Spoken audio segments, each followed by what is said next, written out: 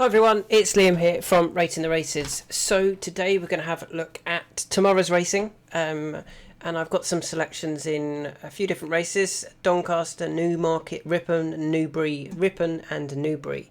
So let's kick off looking at a less appealing race normally. It's a apprentice handicap at Doncaster over 1.2 miles. It's a class 5. It's not a great race at all.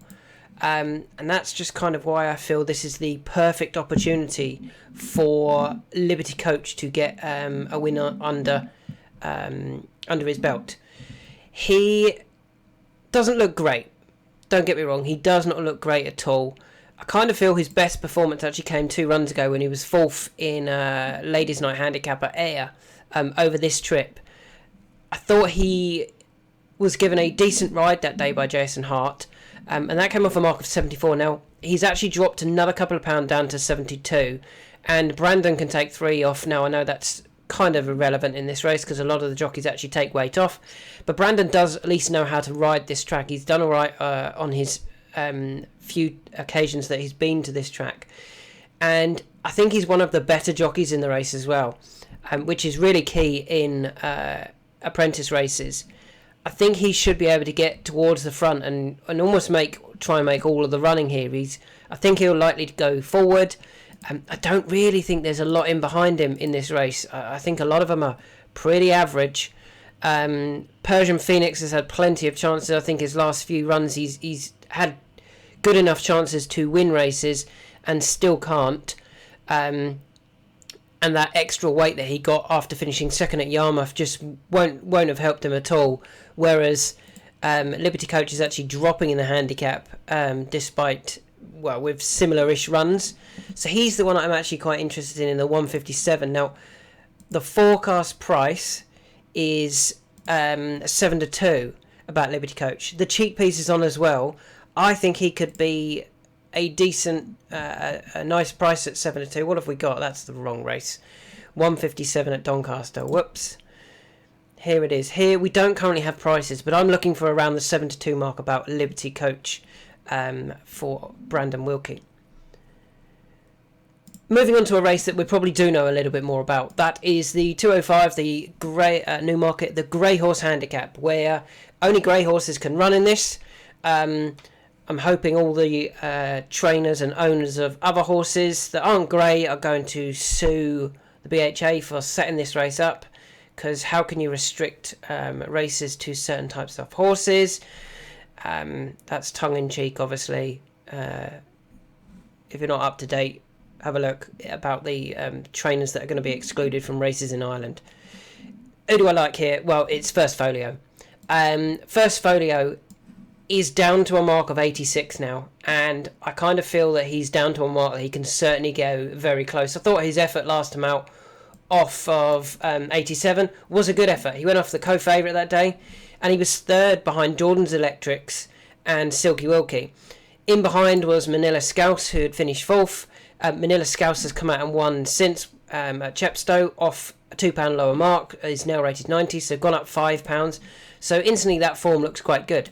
Jordan Electrics won at Hamilton, then went to Hamilton again and beat Badgery, went up to 96, and then went up to 102 and was last seen running in the Shergar Cup of 102, a £10 higher mark.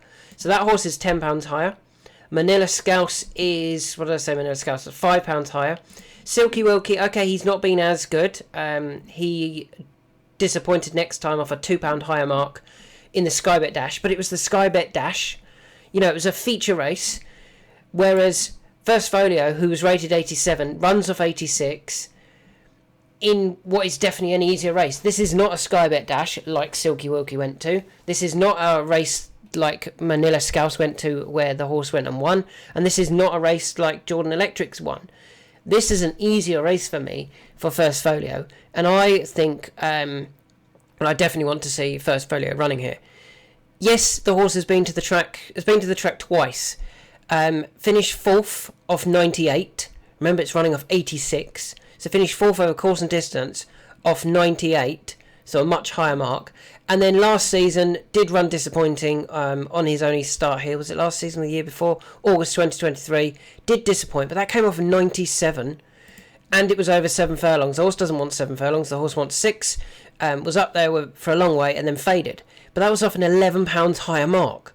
So down in the weights, down in class, off a mark that he can certainly get involved in. I think First Folio is the one to beat here. I don't think Eminency will run, because that ran only a couple of days ago. I don't really like the Fine Interview handicap mark. I'm not totally sure that that's a good handicap mark, the 76.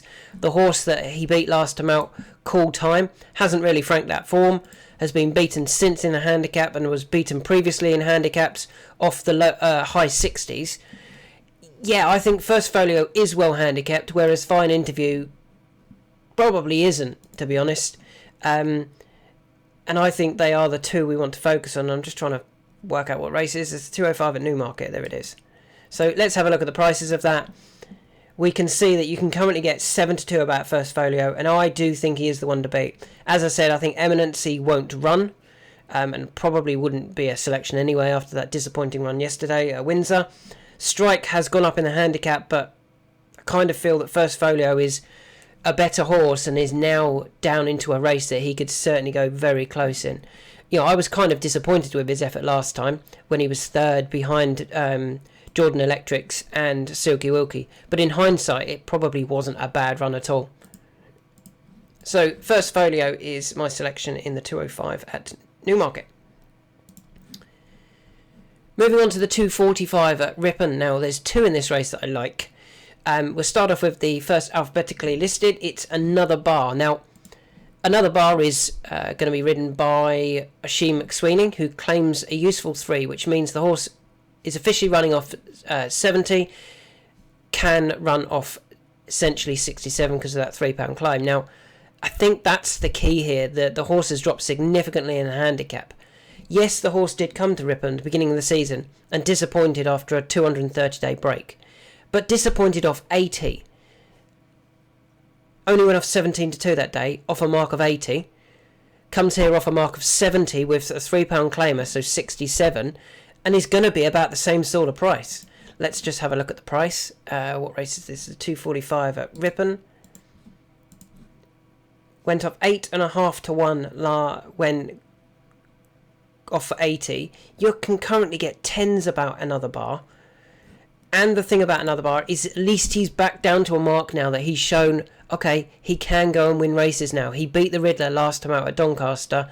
The Riddler had been really well supported, went off the 3-1 favourite that day.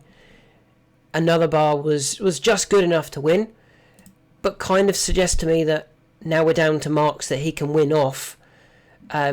This, I don't really think it will take a huge amount of winning. Has got some decent form even at Ripon, when finishing third behind Mutani and Rock of England off 84. Ran off 84, Connor took a useful 5 off, went off the 3-1 favourite. As I said, runs off 70, runs off 67 essentially. So ran off 79 when third, runs off 67 in an easier race.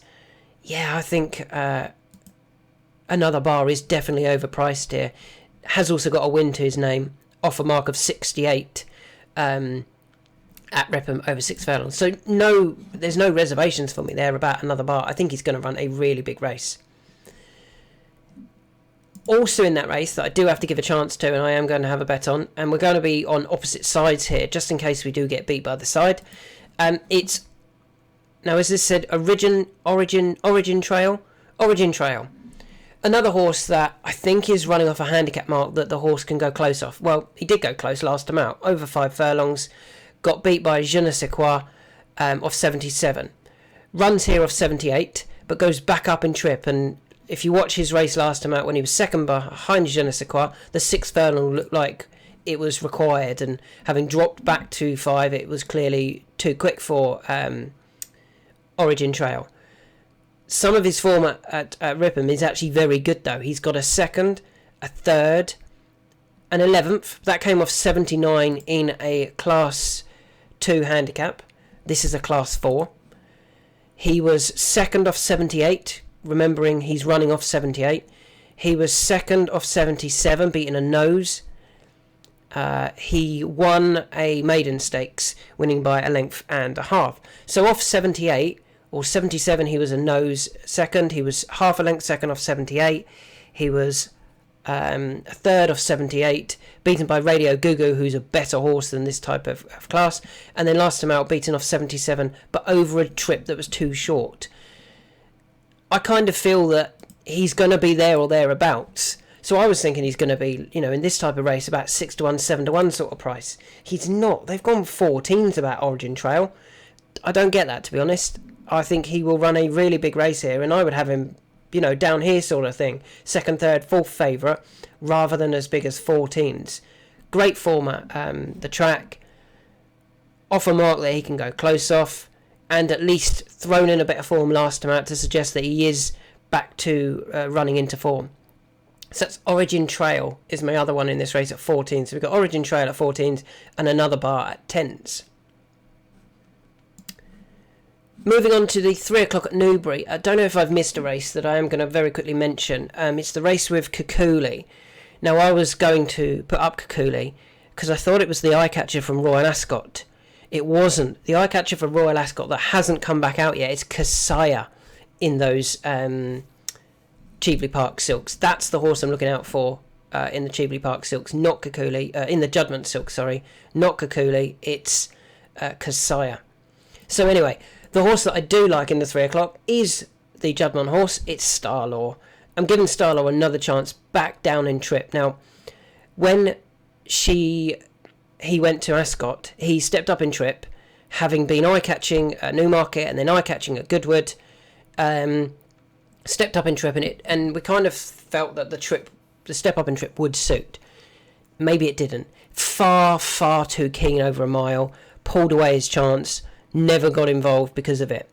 Back down and in trip, I wonder whether Tom might be a little bit more prominent on Starlaw here, not sit so far behind and just try and quicken up and get a clear run. If he'd got a clear run at Goodwood back in May, he would have gone a lot closer anyway.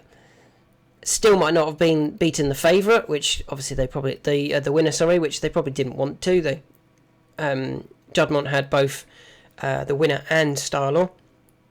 Probably wouldn't have wanted to get too close because they wouldn't have wanted both to go up in the handicap needlessly. Starlaw was actually running that day off 98, went to Ascot off 98, it's now down to 97. It's all about getting a clear run. If he gets a clear run over this 7 and can settle a little bit better than he did at Ascot, I think he will go really close here. I think this is a race that he could certainly give a good account of himself. And he is currently available at 7 to 1 Starlaw. Well, Leafy is being well supported, but I'm hoping that Tom can get the best out of Starlaw that maybe some of the jockeys this season haven't quite been able to just yet. Moving on to the 3:20 at Ripon, the Great St Wilfred, and there are 2 in this race that I like, and you can see who they are. And we'll start off the one with the most confident one, but he's the one that if you don't like horses being unlucky, don't back him. It's Summergand. Summergand is well handicapped. What does he need? He needs 6 furlongs and he needs to get out. So many times recently he has not been getting a clear run. He didn't get a clear run at Goodwood again. He didn't finish too badly in the end, 14th of 25. They keep trying him over 7. He doesn't want 7, he wants 6. Actually ran in this race last year. Finished second off 97, went off the 9 to 2 favourite. He's £8 lower this year. Jason Watson keeps the ride, and Jason's just got to get a clear run. I honestly think if Jason does get a clear run, he wins it. I'm really that confident on Summergand. A clear run, and he wins this race. He's also finished 4th in this race a couple of years ago behind Intrinsic Bond, off 98. Both times he was over the far side. This year, he's actually drawn near side.